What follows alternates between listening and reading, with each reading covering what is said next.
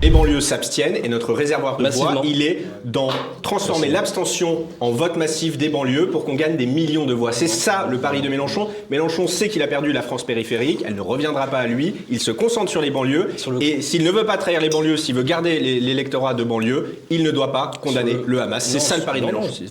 Les Américains, pour se venger du 11 septembre, ont lancé des guerres en Afghanistan, ont lancé des guerres en Irak. C'est un fiasco complet. La France devrait aussi, par exemple, soutenir l'Arménie, qui est un pays historique, et qu'elle ne soutient pas. Elle devrait, elle devrait soutenir les chrétiens d'Orient. Elle devrait soutenir les chrétiens d'Orient, ce qu'elle ne fait pas. C'est Israël, Voilà. Israël Ça, c'est le rôle de la France. Combien de réactions d'Antoine Léaumont, de Louis Boyard, de Jean-Louis Mélenchon, de Picmal, de Giraud, qui ont parlé du terrorisme d'extrême droite dès qu'il y a un vieux, on lui retrouve un fusil à pompe, enfin on lui retrouve un fusil à billes dans son placard, il a voté Zemmour, il y a un risque terroriste. Vous avez fait une proposition de loi à l'Assemblée pour interdire le terrorisme d'extrême droite en France, qui a été retiré.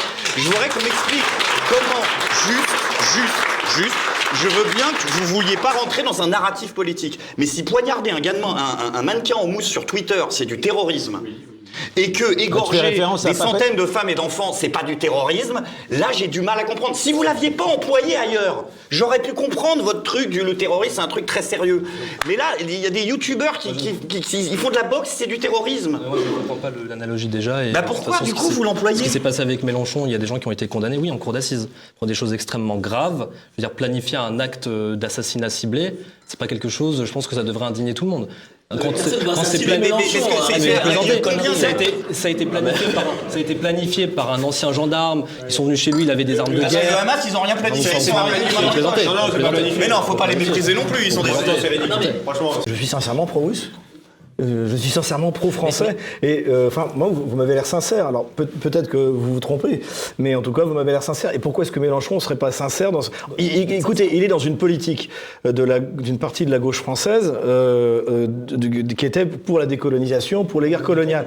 Altermondialiste, alternative. Pour moi, il n'y a rien de il est dans une parfaite continuation. Simplement, là, comme ça vient de on est en plein dedans, tout le monde est hystérique. Moi, je pense que vous avez raison sur le fait que si dans un mois et demi, on s'aperçoit que l'offensive israélienne ne donne rien ou que finalement la médiation de Vladimir Poutine ou d'Erdogan ou de la Chine est acceptée, on se dira finalement Mélenchon avait raison, on aurait mieux fait de se calmer. Moi, je suis nationaliste, catholique et traditionnaliste, donc c'est évidemment, pour ça que c'est très étonnant. Vous prétendez faire de la politique et en fait, vous faites du pathos. Vous êtes descendu au niveau de la politique au spectacle au lieu d'essayer de comprendre avec calme les choses. Par les mêmes. Les Républicains sont de plus en plus actifs sur ce sujet-là et surtout il y a eu le catastrophe naturelle à Hawaï et où le gouvernement américain n'a été capable que de donner $700 aux victimes. Et quand on voit tous les jours, sans arrêt, quasiment toutes les semaines, tous les 15 jours, des 300 millions, 500 millions de dollars d'aide financière, etc. Et donc, il suffit qu'il y ait encore une catastrophe, en plus d'une défaite massive. Et là, vous pouvez être sûr que Trump, a priori, c'est Trump qui va être le candidat des Républicains. Il ne va pas se priver pour utiliser ça contre Joe Biden. Ah, vous avez la nationalité russe? Oui, j'ai voté aux dernières élections, j'ai voté pour Poutine. C'est la première fois de ma vie que je votais pour quelqu'un dont j'étais certain qu'il allait gagner et en quel je croyais. Je veux dire, c'est un plaisir que vous ne pouvez pas imaginer, quoi. Ce que je ne pensais pas, c'est que l'OTAN s'impliquerait autant. Parce que l'OTAN s'est suicidé en Ukraine.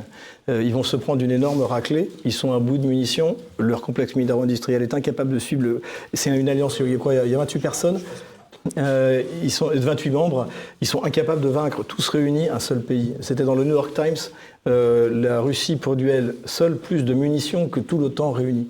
Ensuite, c'est les accords de Minsk. En plus, maintenant, on a les confidences de Poroshenko, d'Angela Merkel, comment il s'appelle, François Hollande, qui a dit oui, non, mais on n'a jamais signé ces accords pour qu'ils soient expectés, mais pour donner le temps à l'Ukraine de se réarmer. Alors que dans ces accords, c'était la solution politique. On en revient toujours. Il y avait une solution politique. Il y avait eu un conflit, il y avait eu un coup d'État à Maïdan, il y a eu un soulèvement dans certaines régions russes. À des endroits comme à Odessa, c'était un carnage, mais il y en a qui ont résisté. Et donc les accords de Minsk étaient une solution politique et qui avait été validée par un vote des Nations Unies.